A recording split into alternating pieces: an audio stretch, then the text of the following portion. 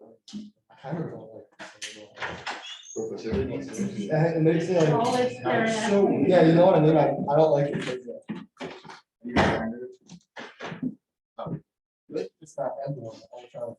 Yeah, just send over to wherever the sound is where it's mostly.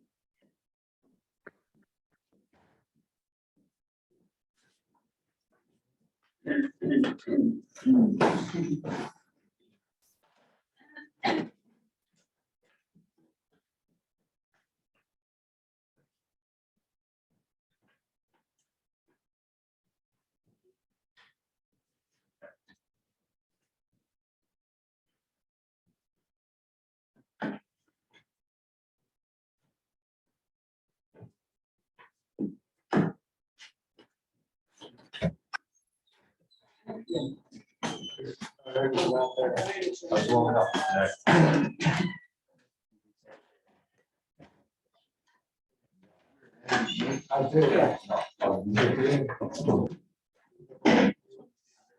Yeah, I see.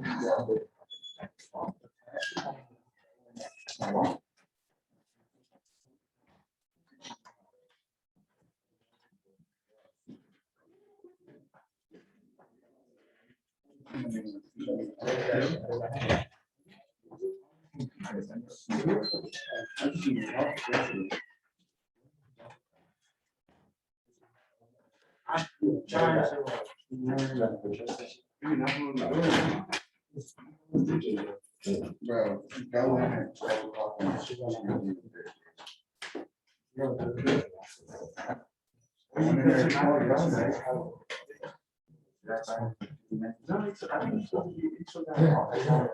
All right, lots of things to we want to achieve today, so let's get started with our presentation. Who wants to start first? This handsome gentleman does.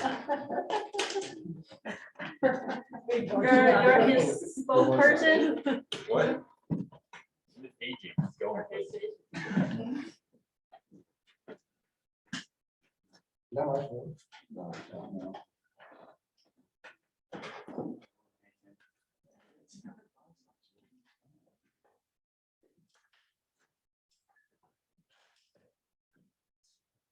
All right, so I'm going to be talking about the impacts of sponsorships in sport. There's just a quick agenda. We're going to discuss what the advantages and the disadvantages are of sponsorships. We're going to discuss how these sponsorships affect the sport organization, athletes, and sponsors. And then we're going to figure out what's next and how to keep sponsorships in sports successful. All right, so the what question: what are the types of sponsorships? What are the benefits of sponsorships for the sport and the sponsor? And what are the disadvantages of sponsorship for the sport and the sponsor? So the how. What are the different types of sponsorships in sport? So they include individual, teams and clubs, sports and events. So I'm just going to go over an example of each of them. Individual would be LeBron James being sponsored by Nike, so on and so forth. Curry with Under Armour. Teams and clubs is more so you see in the picture like an NBA jersey being represented by a different organization. And then sports and events, I don't know if anyone here is familiar with golf. So the FedEx Cup, it's a season-long race to the championship and it's sponsored by FedEx. So that's just an example of each one of those. Is the Ryder Cup just ended? The Ryder Cup just ended, yep. What's the sponsor for? So I'm assuming it's Ryder. But I'm honestly not sure. Wow. Okay, all right, so the benefits of sponsorship for the sport. All right, so it's individual. We got individual, we got teams and clubs, we got sports, and we got events. So all of these benefit for the sport. Individual, they cover costs of equipment for that certain individual. Teams and clubs, they cover costs of equipment for that team. And also maintenance for teams, like it will be something like the Coca-Cola halftime show where they go out, fix up the court and stuff like that. Sports, you got coaching, and then you got player and coaching development, and then events. You get sponsorships to cover venue, catering, hospitality, And here's a good little picture. It's the top 5 Nike endorsements, and this is only Nike. So Nike is one of the biggest companies that endorse people, and you can see Tiger Woods, 19 million, Kevin Durant, 30, Ronaldo, 30, and then LeBron James, 32. So, I mean, the market is huge for sponsorships and endorsements. So benefits for the sponsors. So it builds brand awareness, it increases product sales. You're able to market a new product launch, and you can sell to a new target market. I know all you guys are familiar with Game Face. Remember, we took marketing with Professor Williams, right? Is that what that was?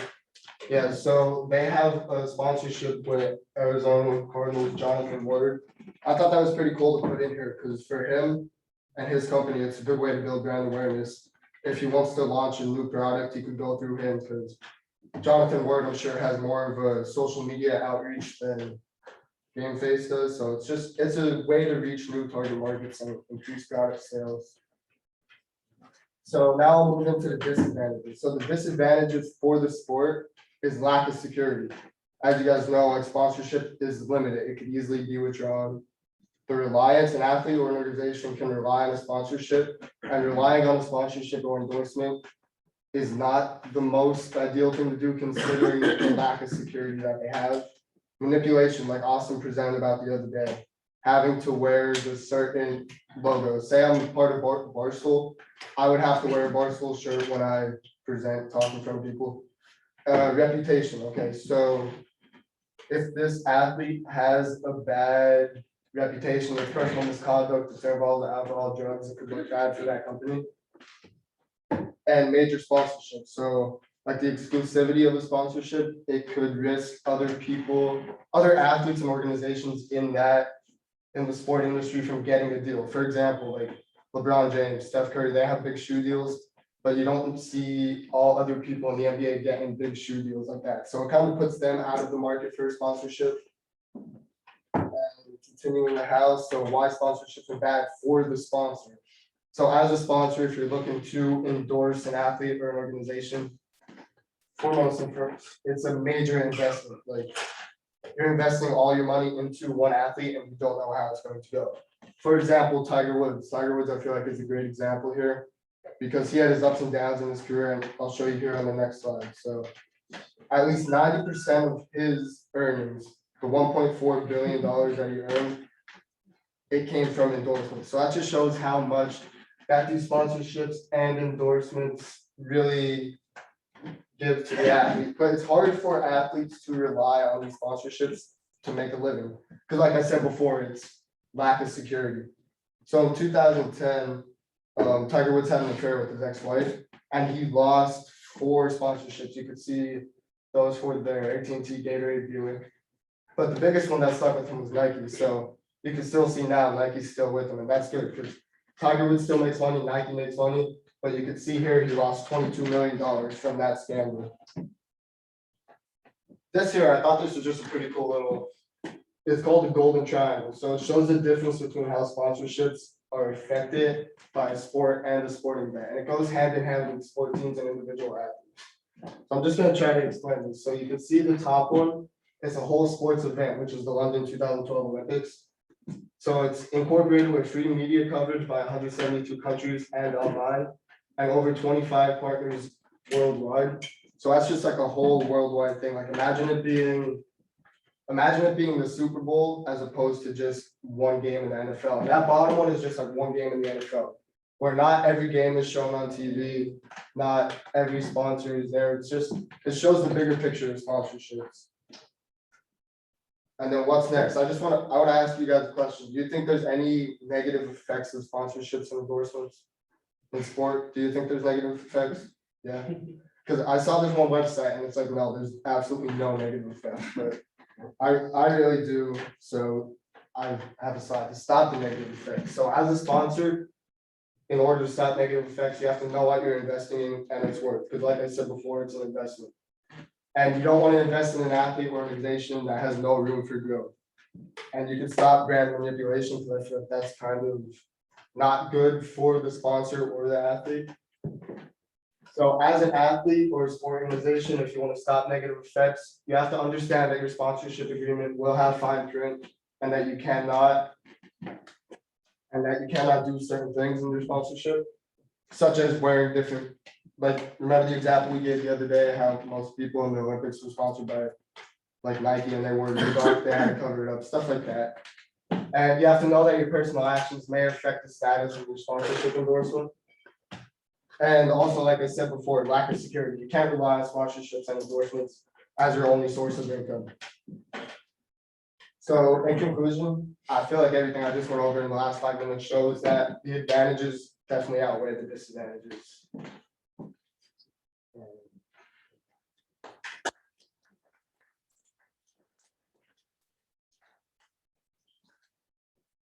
I didn't quite understand your triangle.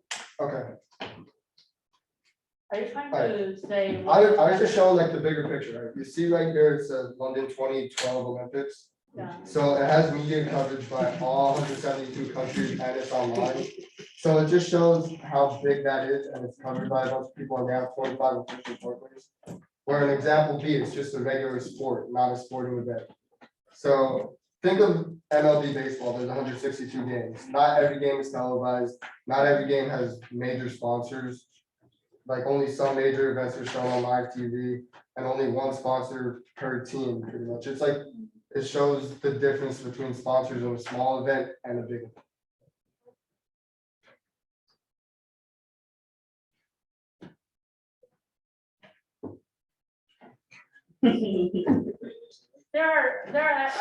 This is interesting. I think are you gonna ask that question again? Yeah, all right.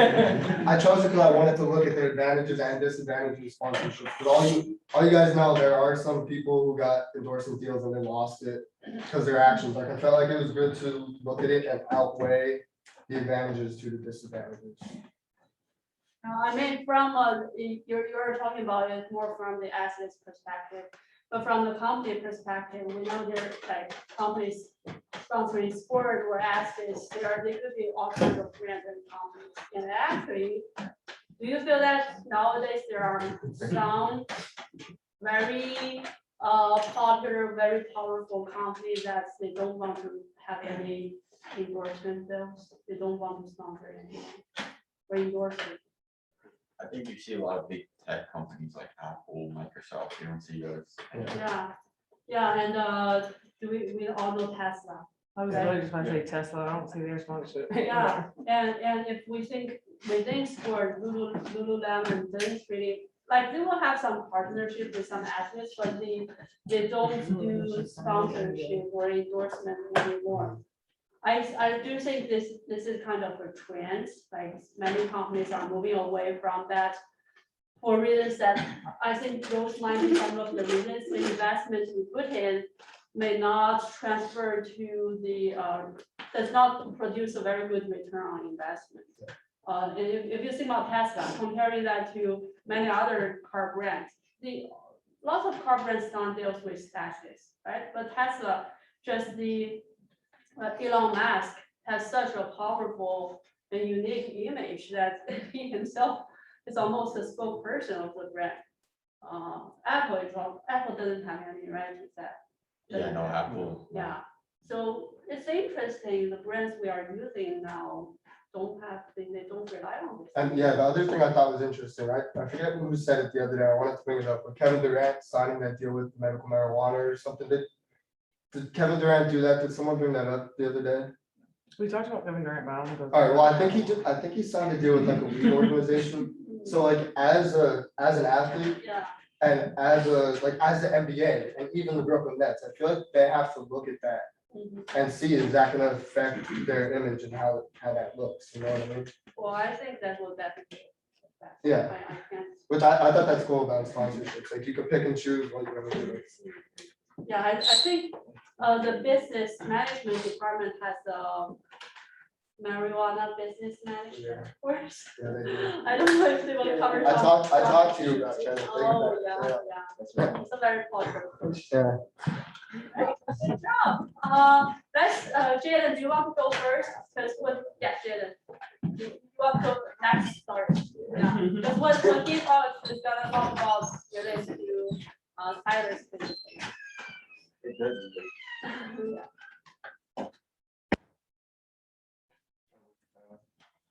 Oh, no.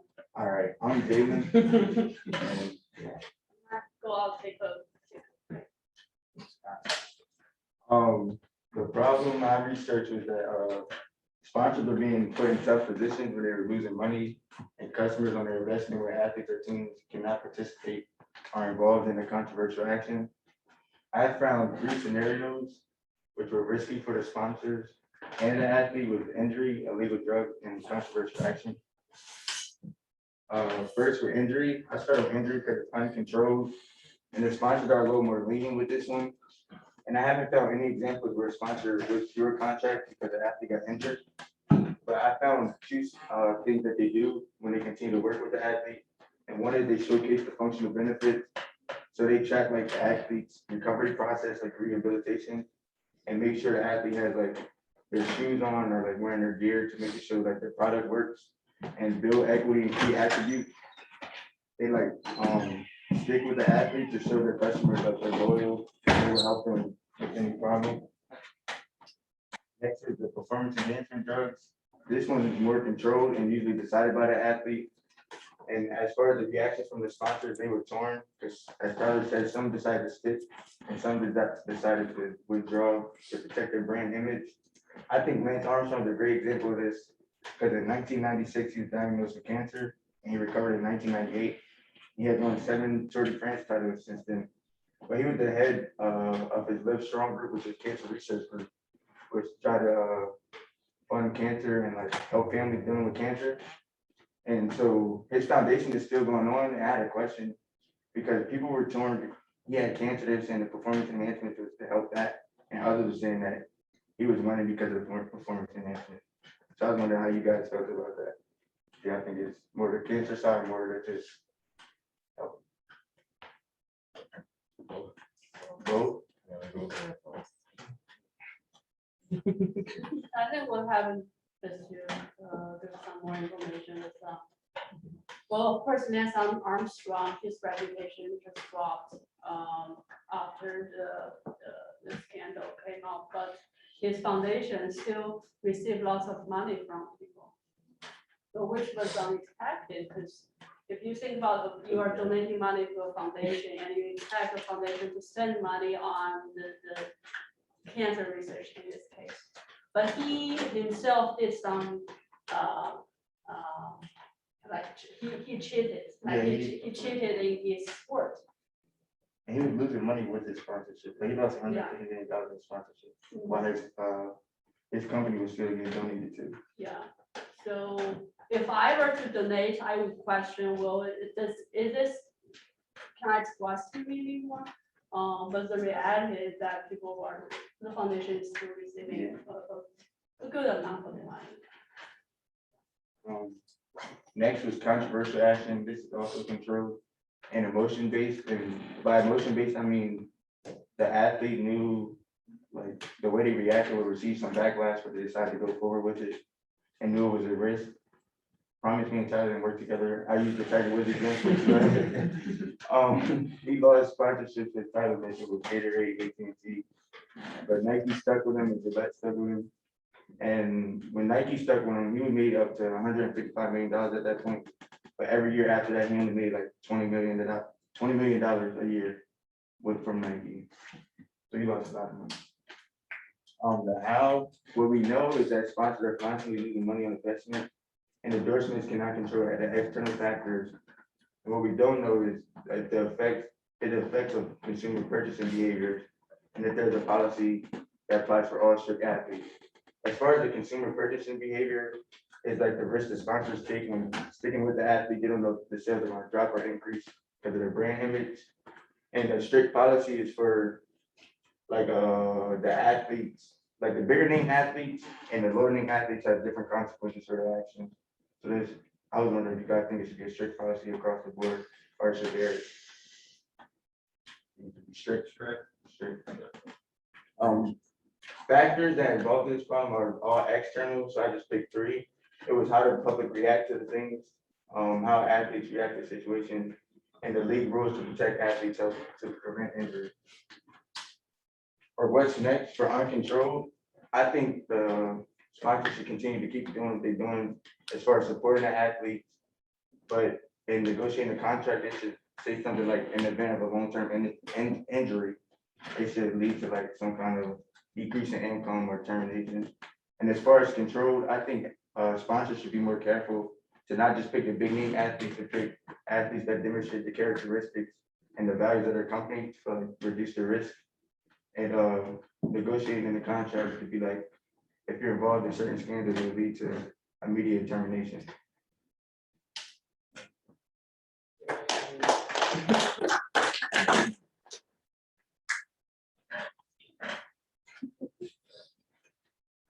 What went to the?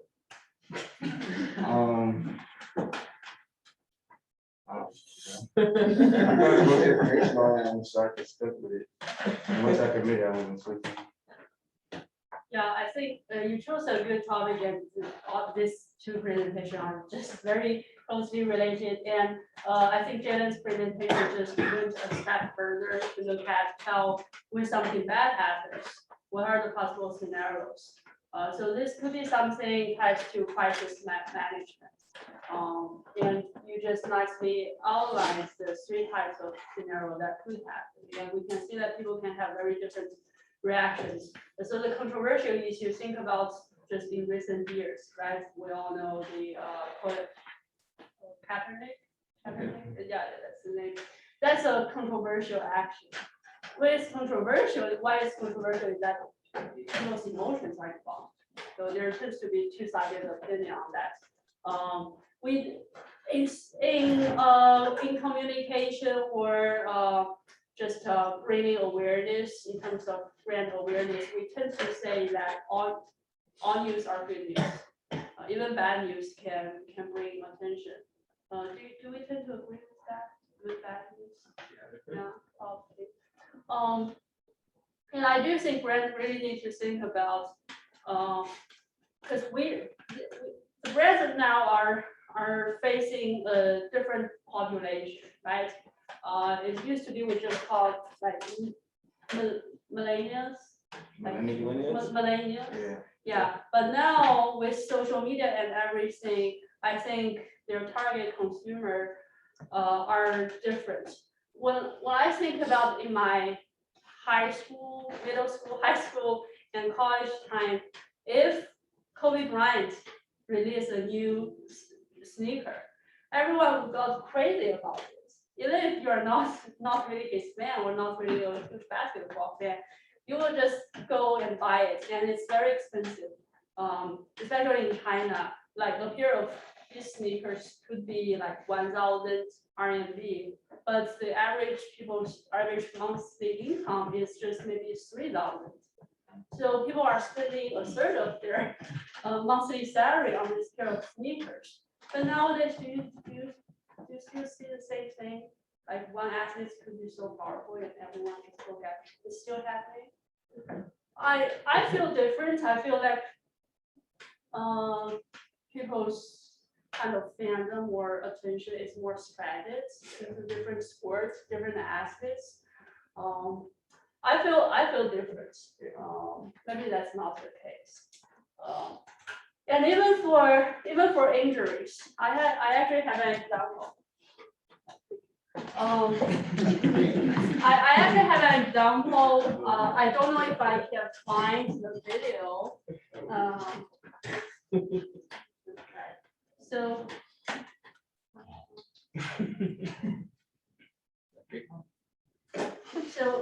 Liu Xiang is a Chinese. She ran the 110-meter hurdle. You know the sport? Do you know this name at all? No. So yeah, I know this sport just because of him. So he was the first ever male track athlete in China that ever won an Olympic gold medal. Because Chinese is just not very, especially male, are not very good at track. But he won the gold medal, and he got very, very well known in China, starting from the 2004 Athens Olympic. And then he got huge sponsorship deals from Nike, from a Chinese milk brand, from Cadillac, from Visa. So I would say back then his name was bigger than Yao Ming. So that's how big he was in China. And then fast forward to 2008, Olympic was held in Beijing. So he was supposed to compete in Beijing, and all the attention was on him. But what happened was he, on the day of the final, he withdrew from the game because he said he had an injury. Let's just see if this video will play.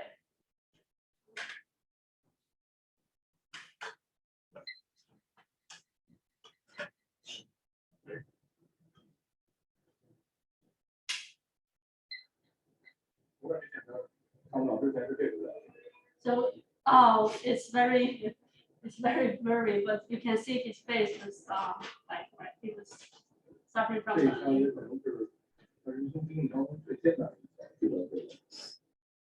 So this was not actually the final, but the first round. Let's see. He ripped off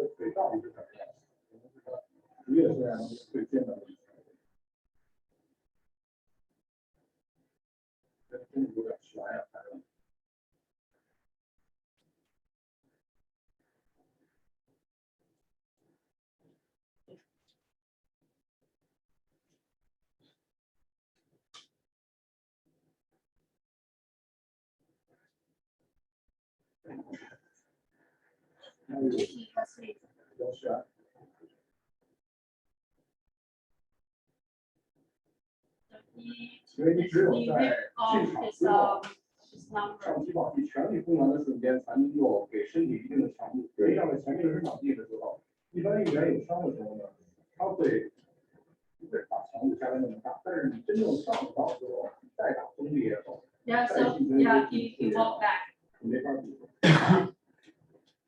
So that was thousands of fans, right? All from China cheering for him, and he just walked away, and it was totally unexpected. So after that, it was of course a huge impact on him, but also a huge impact on all of his sponsors. So Cadillac, Visa, and the milk brand I mentioned, they all dropped him the net almost within a week. Yeah, Nike stayed with him. But yeah, Austin, you have a comment. How much of an impact do you think, I've never been to China, but like for an athlete like this being endorsed by Nike, how much of an impact do you think it makes on like the typical society compared to all these different athletes in the States that are endorsed by Nike? It was huge. Like, do you think like an athlete like this really? So what? It's like nowadays when people think about him, people regret how we treated him. So 2004, that time was when 2008. That was the time that social media just got started in China. And when people face this type of story, the story just boomed on social media, and everyone was just talking about whatever they want. And it was very surprising that most people did not show any sympathy to him. Well, it was a big injury, and he obviously wanted to run the race, right? But people were saying this was a show he wanted to put on. He wanted to have all the sponsorship money and make people pay attention to him until the race, because he know he couldn't win the race. He couldn't win the gold medal. So he waited until the last minute to quit. And think about all those people getting tickets. It was very, very expensive to get the tickets. All those people went. Without him, I don't think the stadium will be filled at all. So people talk very bad of him. People send him like threatened letters and everything. And then 4 years later, it was what Olympic game was that? 4 years later, London. yeah, London. He withdrew again. He quit it again. That's when people completely dumped him. Did he say why he was injured? It was injury again. But I know, but did he say what was wrong? Why? Yeah, like injury like here. Oh, he just said I'm injured. And so what does he do now? He has retired. Okay, did any of the sponsors keep him? Because I feel like that's a great example of what I said, that the lack of security, you can't rely on them in order to make a living. I think Nike was the only brand that kept him. Nike actually, right after he withdraw, Nike put up something on social media. It was a poster like you never gave up, like even through like difficulties, we will not dump you and you just keep working hard. But people had this, how do you say that, conspiracy theory? And people just believe that this was a show that Nike and athletes want to put on. But when people have that thought, how are you gonna deal with that? Well, I mean, there's very little thing you can do if people just believe he was just cheating on his fans. But nowadays, when people think back, many people thought it was a huge social media bully on him. And several years later, when he retired, there was a huge ceremony held in a big stadium in Shanghai just to honor him. Because sport in China before 2008 was all about this national pride. After 2008 Olympic Games, it became more commercialized. And I went to Beijing Sport University right at that year, 2008. So I got to experience this huge transaction and how people view sport. But nowadays we think, oh, maybe we should not put too much pressure on him. We should not just pay attention to this one single athlete. But there are many sports that we can look at, and we should not say bad things to him because he was really suffering from big injury. Yeah. So that's a scenario where it was an injury, and people think it's people still blame him, right? So in that extreme case, how are you gonna deal with that? He was the single biggest endorser of Nike in China, and we know that there's a huge market for Nike in China. So that's a big backlash. So that's a story I want to share. We still have one more presentation. I'm sorry, Aaron. Yeah.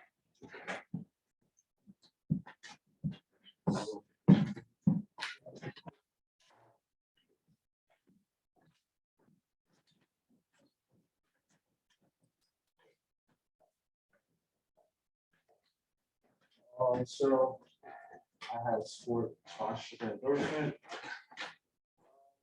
So my question was, why are endorsements higher than ever?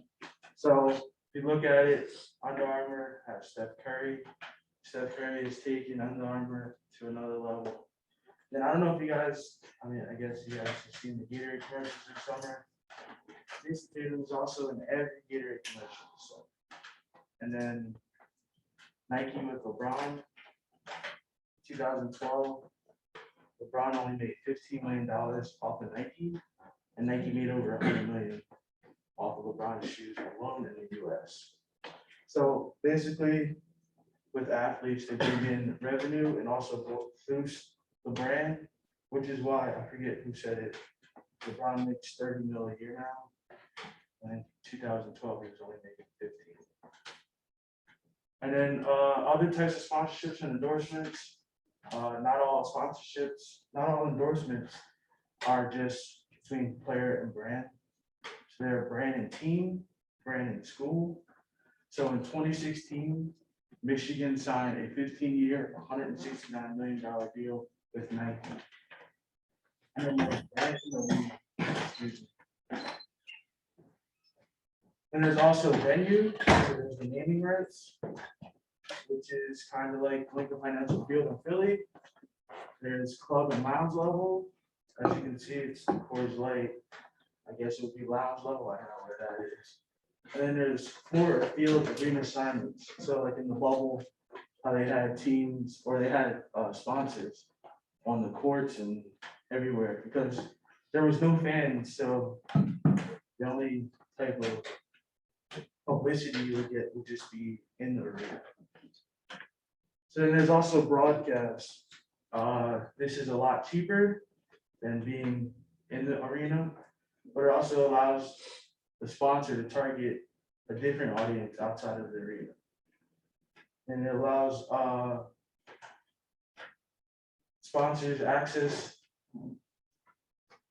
to different, I guess, target audience. And as you can see, this is Alexis Keys to the game, get Kobe the ball, which was, I think this was his last game at Staples. Then there's radio. Allows access to difficult to reach audiences, creates an emotional bond with listeners, and is also cost effective. I don't know if you guys have heard, it usually goes, this portion of today's show is sponsored by, and they go on for, I guess, 30 seconds or whatever. And then Pat McAfee show, it started out as a Sirius XM radio show, and now they've grown into YouTube and they have sponsorship deals with a whole bunch of people. Then there's digital, ads on websites and link to brands, link to said brands on website. This is a screenshot I took yesterday. I looked up Penn State athletics, and literally the first thing that came up was an ad for their tickets to their football game this weekend against, I guess, IU. And this is also Lafayette University, or Lafayette. And at the bottom of their athletics page is literally their sponsors and brands. If you click on it, the Nike one will take you literally to Nike.com. And then social media, it allows brands to market to teams and fans, supporters, brand sponsored teams host the play of the game, and then they hold sweepstakes. And the potential to draw new customers off of said fans. This is a post by the Tampa Bay Buccaneers yesterday. And there was literally a ad for a podcast with their one of their offensive coordinator. And then this is also for the Eagles. After the loss, they had a Windows post which allowed fans an insight into what happened in that disaster on Monday night. Then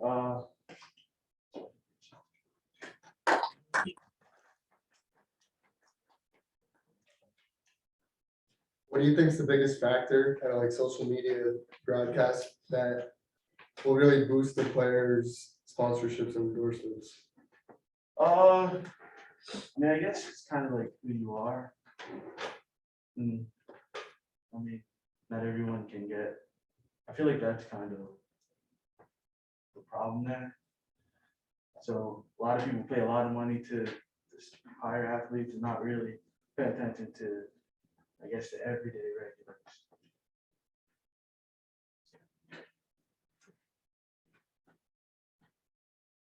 So you started with the question. What's the question you started with? Why play endorsements to advise on the Okay. So why is that? Again, because I mean, you have to pay for who you want. So if you're coming with a lot of money, I guess players are kind of, I guess, willing to do whatever you want. So we may say that it's related to there are more competitions between the different platforms.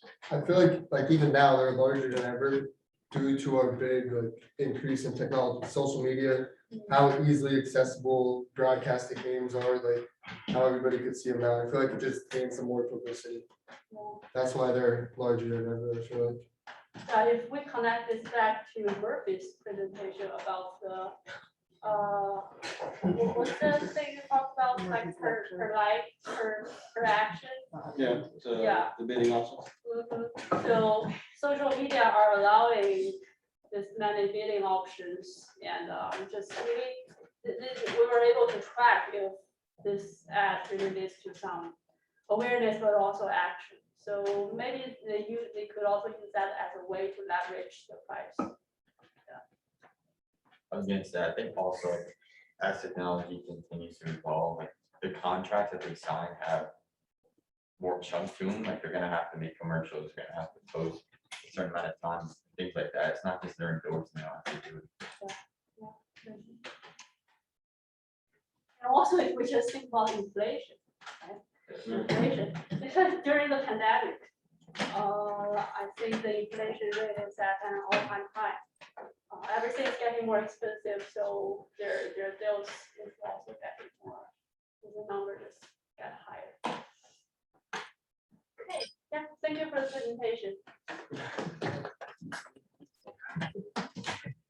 So,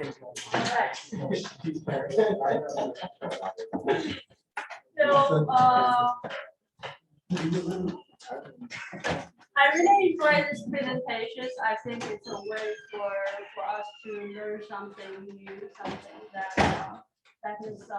is trendy in the sporting industry.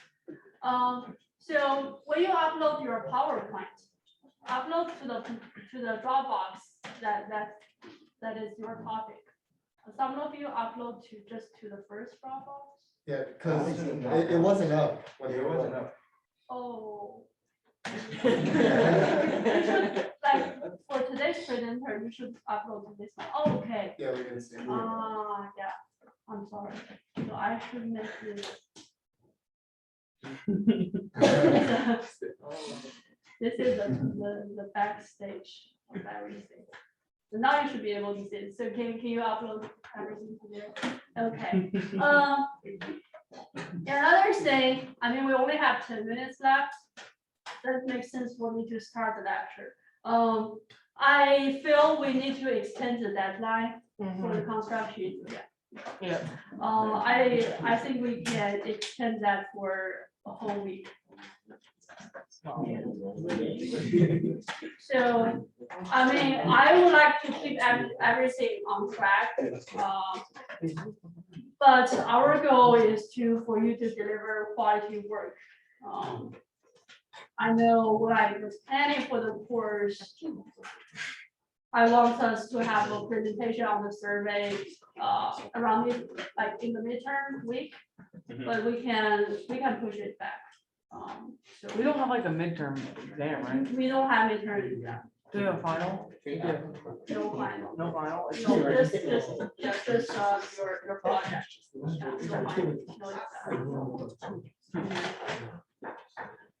So because I want this course to be very ethical to what you want to do, I don't want to have a like standard assessment. So I postponed this to October 9th. Well, for Friday, do you prefer to work on your project or prefer to come to class? Okay, so when you do that, make sure you are really working on your project, not just chill, okay? Please use that time for group work and then really come up with questions. Next Monday, I will show you the different formats of questions and how you can really make that on Google Form. If you already have some questions, you will know you will have a better idea of what I'm talking about. If you don't have questions, it's a waste of time. Okay, so use Friday, make questions. On Monday, I will show you the Google Form. Another thing, bad memories. I lost track of what I want to say. Yeah, but Friday, make sure you work on your project. Okay? Yeah. All right, that's it for today. Go home and I